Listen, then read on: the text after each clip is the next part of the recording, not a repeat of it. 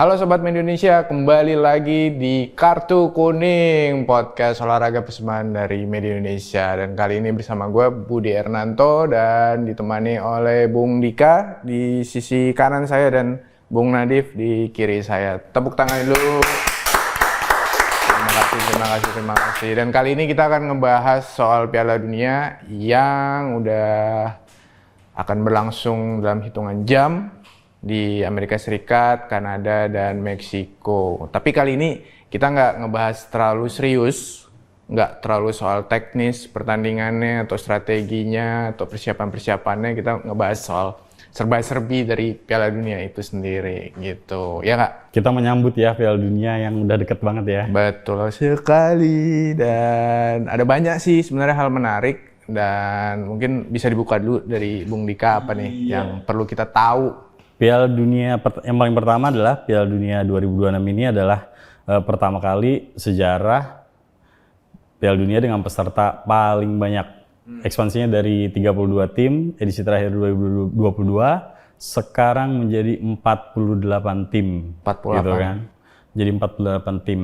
Ini akan jadi edisi terbanyak, pertandingannya juga makin banyak, gitu kan. Seratusan something. Iya, seratusan, lebih dari seratusan gitu kan, seratusan. Dan jadi sehari mungkin bisa ada di fase-fase grup bisa 4, bisa 5 pertandingan gitu kan. Nah, tuan rumahnya ada 3, ada seperti kita tahu ada Amerika Serikat, ada Meksiko dan juga Kanada. Jadi ada 3 negara yang berdekatan di kontinental Amerika Utara ya. Ini kan pertama banget nih Piala Dunia banyak pesertanya jadi 48 tim. Pertanyaannya kemudian yang banyak juga menjadi buah bibir pembicaraan adalah seberapa kompetitif sih gitu kan Piala Dunia ini nantinya. Karena makin banyak negara-negara yang secara peringkat mungkin di bawah 50 besar gitu kan, itu masuk menjadi peserta gitu kan. Selevel sama Indonesia lah ya. Iya, mungkin kira-kira gitu kan. Indonesia juga kemarin hampir aja lolos gitu pokoknya kan. selevel sama Indonesia maksudnya Indonesia tuh kuat gitu kan, sepak bolanya. Pertanyaan itu kan, seperti misalkan ada beberapa debutan ya di sini kayak negara seperti Tanjung Verde yang negara kecil gitu kan. Ada Curaçao, ada Yordania sampai Uzbekistan itu kan juga debutan gitu kan. Apakah bakal kompetitif nih? Bakal seru nih? Takutnya kan dari segi penonton nanti ada pertandingan-pertandingan yang boring nggak nih, terutama kan di babak awal ya gitu kan. Iya, nggak ada big match-nya jadi ketika negara yang besar nanti ketemunya sama negara-negara yang secara peringkat jauh di bawah gitu kan. Itu juga udah kita tulis juga kan di Media Indonesia beberapa waktu lalu ada ketimpangan itu juga gitu kan secara peringkat dari satu grup, satu negara misalnya, kemudian ketemu dengan grup yang berarti peringkatnya ada grup jauh. neraka ya, Dik? Nggak ada sih, nggak ada yang benar-benar neraka ya gitu grupnya. Relatif rata gitu kan. Bakal seru atau enggak? Kalau dari suara-suara penonton Eropa, apalagi ya yang sepak bolanya kuat, mereka tuh banyak mengkritik gitu kan. Waduh, ini nggak akan gitu kompetitif nih karena banyak negara kecil gitu kan. Tapi di sisi lain sebetulnya kalau kita lihat secara positif juga kan, jadi negara-negara kecil juga punya kesempatan gitu kan. Ini buka ruang yang luas gitu kan bagi negara-negara yang kecil, yang mungkin kultur sepak bolanya juga masih developing ya, berkembang, akhirnya bisa masuk ke Piala Dunia kan kayak a dream come true gitu kan. Wah, akhirnya kesampaian juga masuk Piala Dunia. Uzbekistan itu yang dulu ngalahin Indonesia ya di kualifikasi kan kalau nggak salah. Kelompok umur. Yes, betul. Ada beberapa negara kayak Curaçao juga kan lolos gitu kan. Curaçao lolos padahal lawan timnas Indonesia pernah juga ini kan lawan Curaçao kan, pernah menang juga kan. Curaçao kan. Iya, ada kan. faktor hoki juga mereka. Yes, memang ini jadi ngebuka kesempatan yang luas ya, jadi negara-negara kecil juga bisa tampil gitu kan, wujudkan mimpinya gitu kan. Nah, nanti yang kita tunggu adalah apakah dengan banyaknya negara-negara peserta tambahan ini gitu, apalagi yang debutan-debutan ini bisa ngasih kejutan nggak gitu kan. Karena pasti yang ditunggu-tunggu kejutan dong. Kalau ada tim besar melawan tim yang peringkatnya jauh di bawahnya kan pasti kita nunggu kejutan gitu. Kejutan sebetulnya sih kayaknya terbuka aja peluangnya. Bisa jadi ya, bisa jadi enggak. Kayak di Piala Dunia sebelumnya 2022 kita kan langsung dikasih kejutan tuh, surprise ya kan. Argentina di babak grup awal kalah sama Arab Saudi gitu kan. Dan banyak kemudian yang agak sedikit meragukan Argentina bisa juara nggak nih gitu kan. Lawan Arab Saudi aja kalah, tapi kemudian Argentina keluar sebagai juara. Lawannya gitu Prancis kan. lagi. Yes. Nah, nanti kita tunggulah nanti kejutan-kejutan kayak apa sih yang bakal tercipta nanti di Piala Dunia 2026 ini dengan peserta yang makin banyak. Ini memang penambahan peserta ini ada banyak tambahan tentu secara finansial juga agak ada penambahan juga pastinya dong, agak menguntungkan juga gitu. Banyak laporan menulis FIFA di tahun 2026 ini dengan Piala Dunia ini akan dapat cuan juga gitu ya. Jadi FIFA ini nanti diproyeksikan akan dapat sekitar 13 sampai 15 miliar US dollar gitu kan. US dollar. Kalau pakai kurs sekarang wah gede banget. Itu triliunan itu. Pakai kurs sekarang gede banget gitu kan. Dari penyelenggaraan Piala Dunia 2026 ini karena memang kan jumlah tim bertambah juga pasti salah satunya kan yang cukup besar kan dari hak siar juga kan. Hak siar juga pasti kan nambah karena jumlah pertandingannya banyak. Ya, makin banyak sponsor juga masuk tuh. Ini nambah cukup banyak ya, 13 sampai 15 miliar dolar dari Piala Dunia 2022 di Qatar yang sebesar pendapatannya itu 7,5 miliar dolar. Double. Gitu kan? Double pendapatannya. Pesertanya nambah, cuannya juga nambah. Nah, ini juga menariknya karena di tuan rumahnya di Amerika Utara gitu kan, ada Amerika, Kanada, Meksiko. Salah satu hal yang paling bakal dinanti juga adalah sportainment gaya-gaya Amerika nih, American style gitu ya.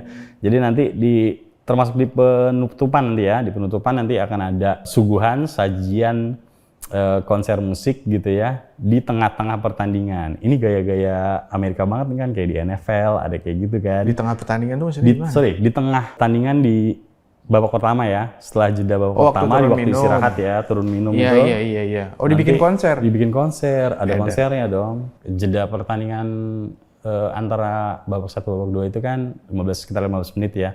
Nah di sela-sela itu nanti akan dibikin konser tuh kayak NFL gitu, gaya-gaya NFL itu. Pesta rakyat berarti?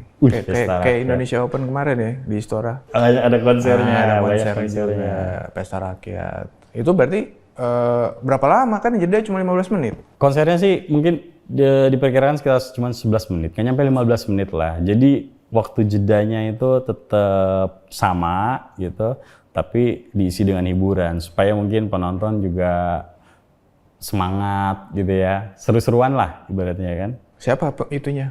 Nanti akan ada Madonna, wah ini veteran juga nih, veteran juga nih, gitu kan, penyanyi veteran juga nih. Ada Madonna, ada Shakira gitu kan, kemudian ada boyband Korea ya yang terkenal itu K-pop BTS nantinya. Oh jadi mereka kalau cuma kasih 11 menit masing-masing cuma 3 menit lah ya buat bawain lagu. Jangan-jangan mereka manggung sama pemain apa? Kayaknya sih enggak ya. Pemain ya udah di ruang ganti pasti lagi diomel-omelin sama pelatihnya. Kalau mainnya kurang. Tapi itu di final doang ya, Dik? Di final doang. Gila itu kalau dibikin setiap pertandingan itu mah sama aja kayak nonton konser, harga tiketnya juga berapa kan? Tapi menarik sih. Baru pertama kali berarti ada itu semacam halftime show ya. Kalau di Super Bowl itu konser yang digelar di antara jeda pertandingan. Di Piala Dunia ini kan jadi panggung ini juga ya. Banyak pemain-pemain veteran ya yang bakal tampil lagi ya. Salah duanya yang jadi GOAT sepak bola yaitu Messi sama Ronaldo gitu kan. Ini akan jadi Piala Dunia mereka yang ke-6 ya. Kira-kira kalau mereka nanti tampil. Ya kita sebagai generasinya mereka harusnya bersyukur ya. Asik generasinya mereka. Kayaknya udah tua banget. Setelah Ronaldo, Ronaldinho, terus kita dapat salah satu generasi sepak bola paling menakjubkan gitu ya, persaingan Ronaldo sama Messi gitu. Mungkin banyak yang ngomong ini bakal jadi Piala Dunia terakhirnya mereka gitu ya. Perpisahan ya? Perpisahan karena udah nggak mungkin lagi kan. Ronaldo itu 41, Messi itu 38 ya kalau nggak salah. 38. Tahun ini 39. Ya. Nanti dia ulang tahun tanggal 24. Kita kasih kan udah WhatsApp nanti. Sulit untuk tetap di timnas di periode selanjutnya. Jadi mungkin ini bakal cukup berkesan ya bagi pencinta sepak bola gitu. Apalagi yang seneng Portugal sama Argentina gitu. Tapi kalau Messi mah bodo amat. Dia udah juara. Nah itu yang belum Ronaldo. Cuma satu-satu gimana ya? Itu sekarang kalau soal persaingan antara Messi Ronaldo gitu ya, persaingan paling gede ada di Ronaldo karena dia yang belum ngangkat trofi Piala Dunia kan. Eropa udah ya, Eropa udah. Argentina juga udah ya, Conbol ya. Udah berarti tinggal Ronaldo nih, pressure dia paling gede. Tapi nanti kayak Messi ini, oke, pressure-nya kan udah juara 2022 lalu. Ekspektasinya kan kayak apa sih nanti Messi ini di Argentina 2026 ini? Ya pasti leading tim lah, apalagi juara bertahan. Dia juga udah main di rumah sendiri, ibaratnya di Amerika Latin maksudnya kan. Di Amerika ya, benua Amerika ya. Sedikit diuntungkan pasti, makanya pressure paling gede tetap di si Ronaldo ini, si R7 ini. Dan kalau dilihat secara timnasnya juga mungkin agak diuntungkan ya, karena dia lagi agak solid kan si Portugal ini. Lini belakang, lini tengah, sampai depan tuh ada jagoannya masing-masing gitu. Nah ini banyak, jadi Portugal juga kayaknya jadi salah satu jagoan juga ya. Karena meskipun Ronaldo udah dalam tanda petik udah uzur gitu kan, tapi ada generasi-generasi baru kan di Portugal. Kayak di tengah tuh ada Vitinha sama João Neves yang juara Liga Champions di PSG kan, jadi tulang punggung juga di PSG. Yang ngalahin Arsenal kemarin. Ya, ngeliat kekuatan Portugal with or without Ronaldo sebetulnya gimana? Portugal nama Ronaldo sih masih kuat ya. Cuma nggak tahu nih Messi. Argentina, karena dia terlalu punya power kan. Kemarin sepekan terakhir juga berita-beritanya itu Messi kan ada masalah masih kan? cedera kan? Terus si Argentina juga uji cobanya sama tim-tim lemah nggak sih? Mayoritas gitu ya, jadi kayak kurang menggigit gitu. Terakhir juga lawan Islandia ya kan? Iya, tim-tim lemah. Ya, tapi tetap punya peluang lah. Tetap. Pasti. Apalagi dengan itu kan tadi banyak tim-tim kecil. Harusnya negara-negara besar bisa manfaatin entah nyuri agregat gol, entah nyuri apa, biar bisa makin nyaman dia. Ngomong-ngomong soal pemain veteran, ada lagi nggak nih? Ada yang banyak. Lebih veteran dari Ada lagi si Messi. ini, kipernya Mexico, si Ochoa, si rambut Tapi dia jarang itu. main. Setiap Piala Dunia kayaknya ada Tapi ya setiap Ochoa ya. Piala Dunia dia tampil bagus terus sih, kayak mungkin kalau ingat kayak James Rodriguez ya. Iya. Kalau di Piala Dunia bagus banget. Nah ini dia juga katanya dipanggil lagi buat ngejaga gawang tuan rumah Mexico. Tapi nggak tahu dah dia bakal reguler di starter atau enggak ya? Iya, starting atau enggak. Terus ada juga Modric sama Nur sebenarnya. Dia udah ke Nur masih ya? Masih. Nur, Dia juga masih dipanggil sama Manuel Nur. timnas Jerman. Terus Modric juga masih Kroasia. mengawal Last lini Dance tengah. juga itu. Harusnya iya. Wih, Makanya nanti katanya FIFA mau ngasih patch khusus buat orang-orang itu yang Toku. yang udah tampil 5 kali atau lebih di Piala Dunia Ya itu. karena itu pencapaian lah ya. Kan usia itu ya nggak bohong. Kalau udah masuk 30-an pasti udah langsung masa senja. Tapi Ronaldo, Messi bisa. Ronaldo tapi waktu 2020 ya juara Euro ya. Itu juga kan dia sempat cedera tuh. Tapi alhamdulillah bisa juara. Dia di final tuh ditarik keluar Ya. lapangan bener. Dia minta ditarik. Iya, karena Dia ada jadi asisten benturan. pelatih kan. Yang sampai sekarang Iya, masih viral. jalan kayak asisten pelatih ya, ngatur asisten pelatih. temennya gitu kan, akhirnya juara. Ya itu ngomong-ngomong soal Argentina juga ya diuntungkan dengan fanatisme pendukungnya yang luar biasa ya. Oh nggak cuma sekedar Messi Seberapa ya. gila sih pendukung Argentina nih? Gila Ya, sih. Kalau ibaratnya dulu aja sampai ada agama penyembah Maradona gitu. Sekurang fanatis apa gitu kan. Berarti orang-orang Argentina ini melihat latar belakang. Ya memang cantik juga mainnya Maradona. Nggak aneh gitu kalau nggak disembah. Kalau disembah. Ya mungkin kepecah, ada generasi atas mendukung Maradona, generasi sekarang lebih ke Messi gitu. Tapi kan mereka tetap sefanatis itu gitu. Tapi kayak semua Amerika Latin juga seperti itu, dan ini main di kandangnya mereka ya ibaratnya gitu. Di wilayah mereka ya. Di wilayah mereka. Baru Jerman kan yang menang, negara non Amerika yang menang di Amerika, negara Eropa. Fanatisme itu, jadi kayak mungkin juga sepak bola juga jadi pelarian buat warga-warga sana gitu ya, karena mengingat sosial kultural, kondisi ekonomi segala macem. Bulu tangkisnya Amerika lah ya. Kalau di Indonesia bulu tangkis yang jadi penghiburan ya, kondisi ekonomi terus yang juga sulit. mata pencaharian juga kan, mereka berharap sepak bola tuh bisa jadi game changernya mereka gitu. Makanya banyak pemain Amerika Latin yang abroad kemana aja gitu. Kayak di Indonesia aja pemain Brazil, pemain Argentina aja banyak banget gitu. Kayak Peru juga banyak. Nanti juga di pembukaan Piala Dunia ini kan pertama digelar di Meksiko ya, di Stadion Aztec. Nah ini stadion juga bersejarah nih buat Argentina gitu kan. Ada Maradona di situ waktu tahun 86. Gol tangan Tuhannya lawan Inggris ya di perempat final. Oh itu di situ ya? Ya di Aztec. Oh. Jadi kayaknya sih pemilihan stadionnya makanya itu juga bakal bersejarah sih ini. Based on history itu. Memang nanti nih Amerika, Meksiko sama Kanada tekanannya kayaknya sih berat juga kayaknya. Karena namanya tuan rumah pasti kan ngarepinnya masa iya gugur di fase grup gitu kan. Targetnya sih minimal mereka lolos dari babak grup ya, fase grup ya. Kayak Amerika misalnya. Amerika tuh ada aspirasi orang-orang Amerika tuh pengen minimal perempat final lah, kalau bisa kita juara lah, sampai segitunya loh orang itu Amerika. Even football bukan olahraga yang mereka loh ya. Yes, mereka pengen mereka juara gitu kan, karena tuan rumah gitu kan, atau minimal perempat final lah kalau orang-orang Amerika bilang. Tekanannya bagi tuan rumah ini bakal berat karena datanya sejak 1930 gitu ya, 1 dari 4 turnamen Piala Dunia tuh hanya 1 dari 4 turnamen tuh yang berhasil dimenangi oleh negara tuan rumah gitu kan. Ya. Karena sering kali tuan rumah itu tradisinya itu trennya justru buruk gitu kan. Tahun 2010 misalnya Afrika Selatan itu gugur di fase grup. 2022 kemarin Qatar juga tersingkir di babak grup gitu Qatar kan. mah nggak heran lah ya. Brazil juga 2014 keok. Yes, Brazil dipermalukan. Tragedi Jerman. banget ya di semifinal ya.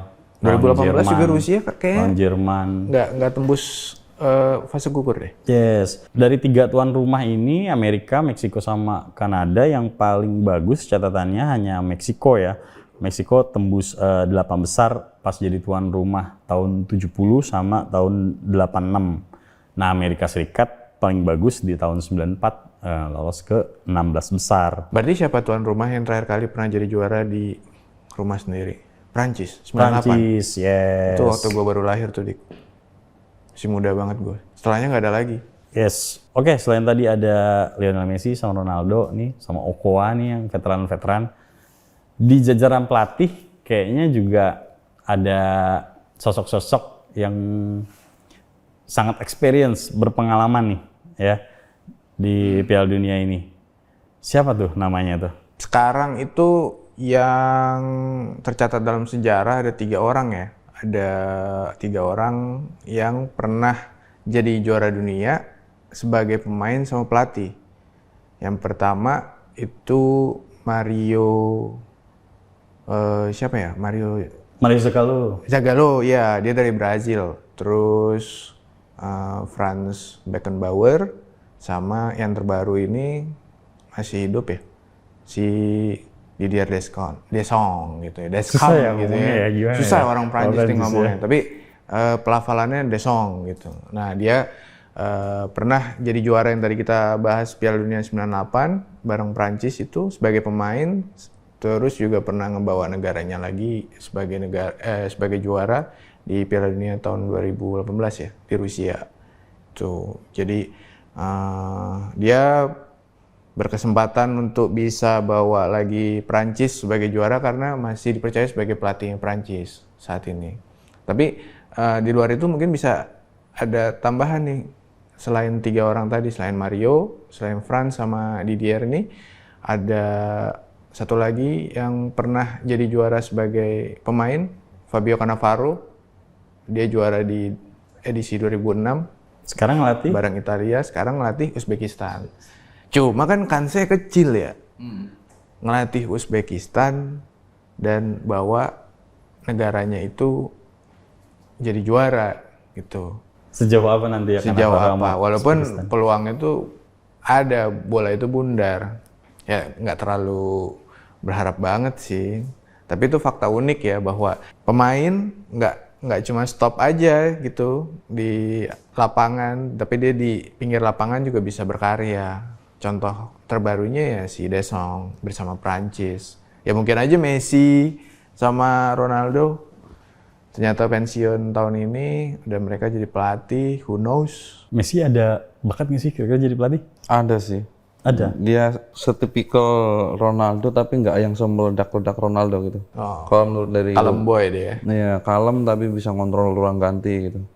Kalau Ronaldo kan kelihatan ya, dari kelihatan meledak-ledaknya gitu. Nggak suka ya, nggak Tapi suka. kayaknya kalau menurut gue sih Messi nanti pasti pensiun leha-leha dia. Messi, iyalah. Nikmati hidup. Ya jam terbangnya udah banyak. Mungkin dia butuh As a istirahat legend juga. gitu Tapi kan. who knows kan? Si Bisa aja. siapa namanya Zidane juga nggak butuh waktu lama kok Yes. buat langsung ngelatih Madrid. Kalau Ronaldo cocok banget gak tuh jadi pelatih? Cocok sih, dia karismatik kalau menurut gua. Ya dicoba, tapi kan nggak tahu apakah dia mau langsung terjun ke level timnas atau mau level liga dulu ya. Ya, tapi kan Ronaldo termasuk kalau sekarang juga termasuk salah satu yang seleb banget gitu ya. Artis banget gitu ibaratnya kalau di sepak bola. Mungkin duitnya juga kurang kali ya kalau pelatih. Apanya? Duitnya kurang kalau pelatih. Duitnya iya sih, baik lagi ya kalau udah nggak ada pemasukan pasti cari cuan. Gitu. Ya cuannya lebih banyak di luar lapangan. Cuannya Ronaldo. ya gitulah. Kalau Tapi kan juga dia udah beli klub ya, dia suka-suka aja. Jangan Ronaldo? Iya. Oh, tinggal tinggal ngelatih klubnya sendiri aja. bisa. Ya fakta lain itu biasanya juga para pemain itu biasanya juga bawa sesuatu ke lokasi mereka bertanding. Bawa hal-hal yang ya buat menghibur lah gitu. Di tengah ketegangan jelang pertandingan kayak gitu kan. Kayak Bawa ini ya, totem ya. Totem mah nggak menghibur gitu. Misalnya, oh gue mau bantal nih dari rumah, bantal kesayangan gue. Totem kaum pagan berarti. Nggak, si yang gua tahu tuh timnas Inggris ya, karena maksudnya mungkin pemberitaannya juga banyak kan sana. Waktu di edisi 2022 ya di Qatar itu pemain Inggris itu kedapatan ada yang bawa kartu Uno, ada yang bawa konsol, itu buat menghibur lah di tengah jeda gitu. Nah, yang paling lucu ada Declan Rice nih, main Arsenal ya Dik ya? Yes. Nah, main Arsenal. Nah, Declan Rice juga lucu Bawa nih. apa Declan Rice? Declan Rice ini Bawa bawa nasi. bawa trofi, enggak. Saya bawa nasi. Dia bawa tas. Oke. Di 2022 itu dia bawa tas. Tasnya kosong. Supaya apa tuh dikosongin? Maksudnya adalah dia pengen bawa tas itu pulang dengan isi Trofi. Oh, iya. Tapi ternyata kan gagal gitu. Dan itu kesebar luas itu. Sampai sopir taksi aja tahu waktu itu kan dia sempat jalan-jalan sama Declan Rice dan itu tas gitu kan. Iya buat bawa trofi katanya gitu. Ya ternyata cita-cita setinggi langit susah digapai. Kayak cita-cita ya, pokoknya gue bawa dulu, nih kosong, pulang masukin trofi. Kalau enggak ya angin itu. Nah nanti nggak tahu nih nanti Inggris pemain-pemainnya bawa apa lagi dan Mungkin bawa tas kosong lagi kali Declan Rice ya. nggak usah lah. Inggris juara kalau di negara sendiri kayaknya. Gitu. Kayak udah cukup banyak nih cita-cita menarik soal Piala Dunia yang akan berlangsung di WIB-nya kapan ya? Jumat ya? Jumat sih dini hari ya. Laga pembukanya adalah Meksiko selaku tuan rumah melawan Korea Selatan. Nanti kita akan sambung lagi di Kartu Kuning edisi berikutnya juga, dan itu pasti akan semakin seru pembahasannya karena sudah masa pertandingan gitu. Baik, terima kasih Bung Dika, terima kasih Bung Nadif, dan terima kasih teman-teman Sobat Media Indonesia. Kita jumpa lagi di edisi berikutnya. Bye.